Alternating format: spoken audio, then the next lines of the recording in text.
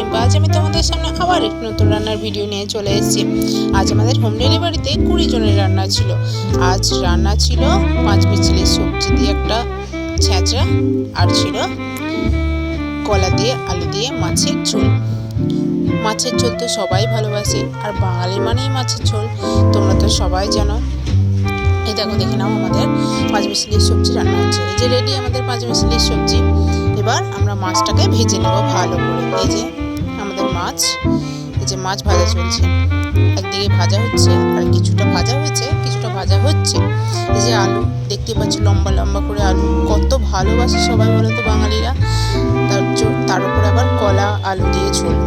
এই দেখো কষানো হয়ে গেল, ঝোল দেওয়া হয়ে গেছে, আমাদের মাছ রেডি। এত সুন্দর কালারটা হয়েছে আর টেস্টি হয়েছিল, খুব সুন্দর খেতে। এই যে আমাদের ভাত আর আমাদের খাবার প্যাকিং রেডি। তোমরা আমার চ্যানেলটিকে সাবস্ক্রাইব করে শেয়ার করে দিও।